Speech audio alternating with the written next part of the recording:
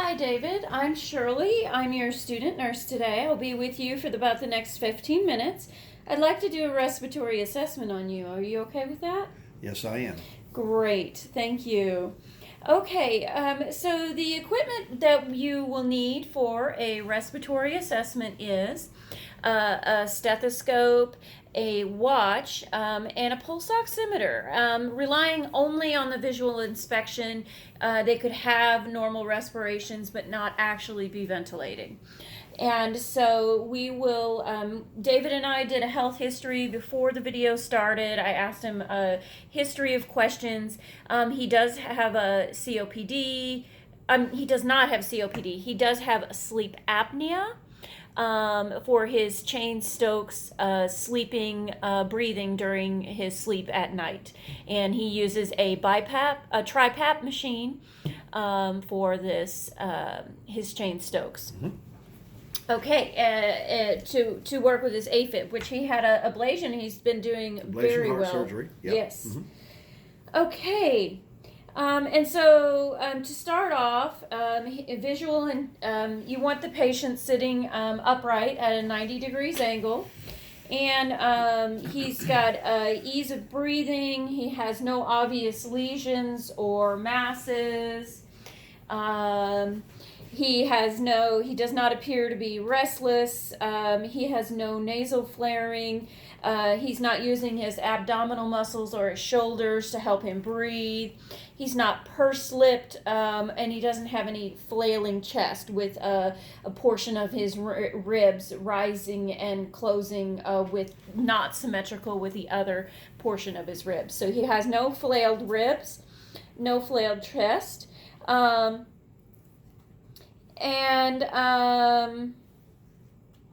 So we are going to start off with a percussion, and so we are just going to tap. We're going to find those intercostal spaces, and we're just going to tap, and we're listening for dullness, because dullness is going to indicate that there's fluid in there, which could be pneumonia.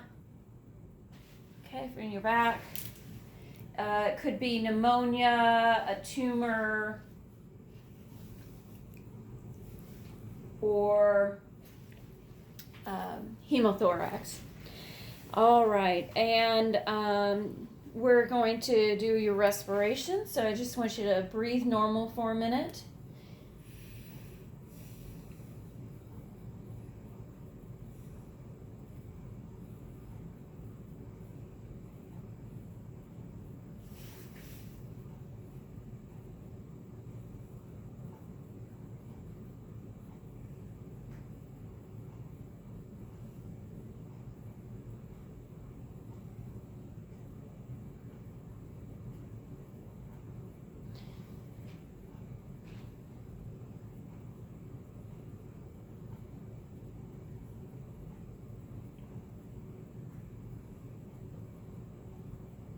All right, we have 16 respirations per minute.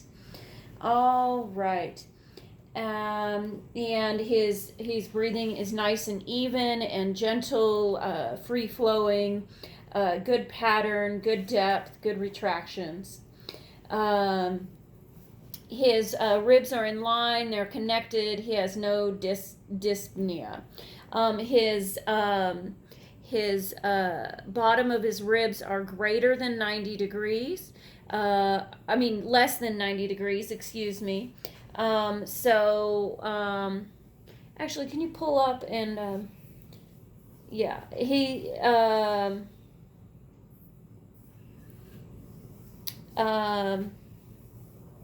so he does not have a barrel chest. If it was greater than 90 degrees, we would have some air trapping. But we can see from his fingernails there's no clubbing. So there's no indication of emphysema at this, just from visual inspection.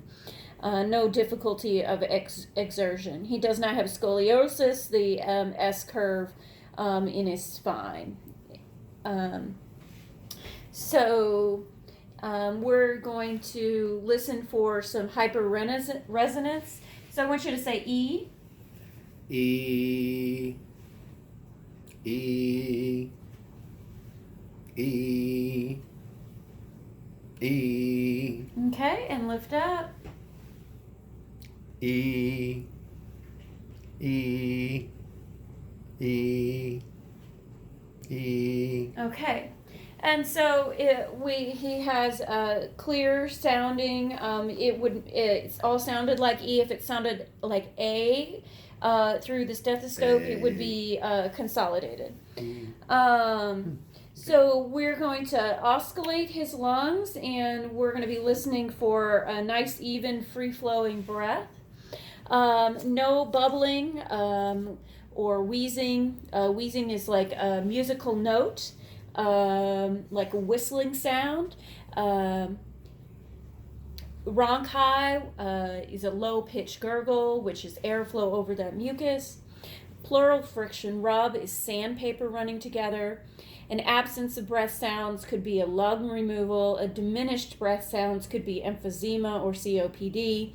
Stridor in the neck could be an obstruction. It's going to sound like a harsh, high-pitched sound. And and crackles, of course, would be pneumonia or heart failure. So we are going to, I want you to take a deep breath. And breathe out. Breathe in and out. Okay, and breathe in and out. Okay. And so on the bronchial, it's very high and loud. It's got a short inspiration and a long expiration. Now we're going to listen to the bronchiovesicular. Okay. Breathe in. Okay. And breathe out. Breathe in and breathe out. Got it. Okay, and that's very nice, moderate and medium, equal inspiration and expiration. Now we're going to listen to the vesicular, and this should be low and soft. Okay.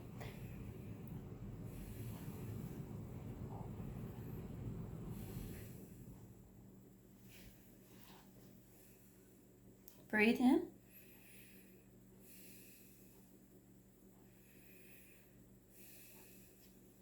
Breathe in. Okay. Okay. Breathe in. Breathe in and out. Breathe in and out. Breathe in and out. Breathe in and out. Okay, breathe in and out. Breathe in and out. Breathe in and out. Okay, breathe in and out.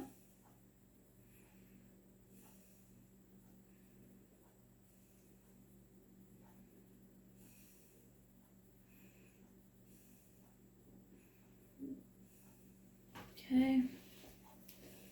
Breathe in and out. Okay.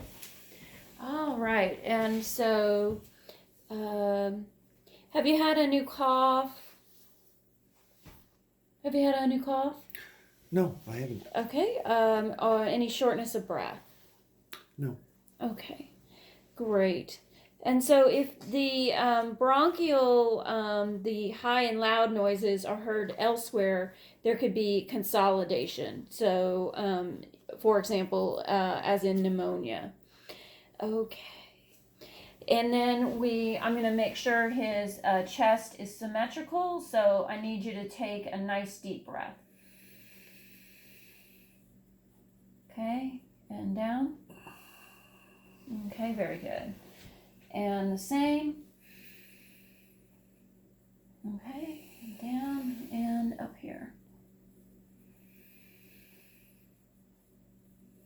Okay, he is symmetrical, and just lift up. Okay, go ahead.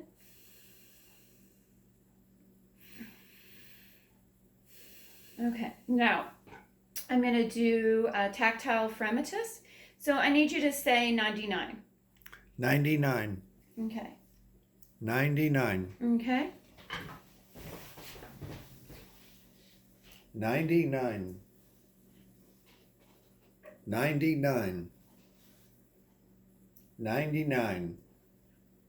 99. Okay. All right. And so he's got equal tactile phremesis on both sides. An increase in fremitus could be pneumonia or consolidation. A decrease could be a pleural effusion or a pneumothorax.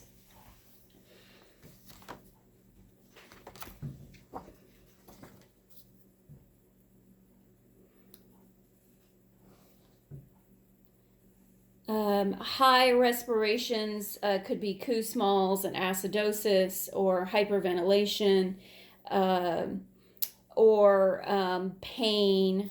But slow respirations are also very dangerous, and they could be respiratory failure or a side effect from medicine that could lead to death potentially. So always a good idea to count those respirations frequently.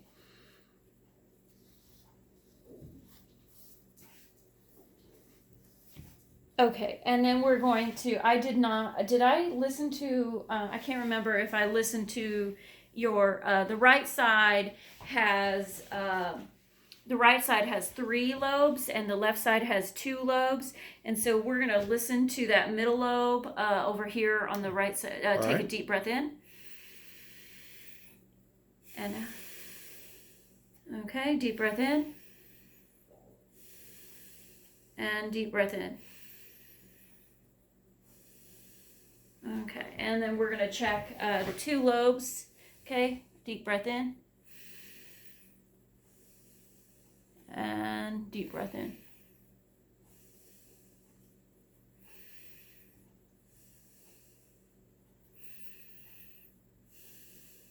Okay, excellent. Okay, now I'm going to palpate and tell me if you feel any tenderness. You feel any tenderness? No. Okay. And I feel no tenderness or masses, or he feels no tenderness. I don't feel any masses. Okay.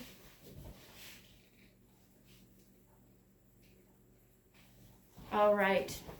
And we are done with the respiratory assessment today. Thank you, Mr. Emerson. Okay.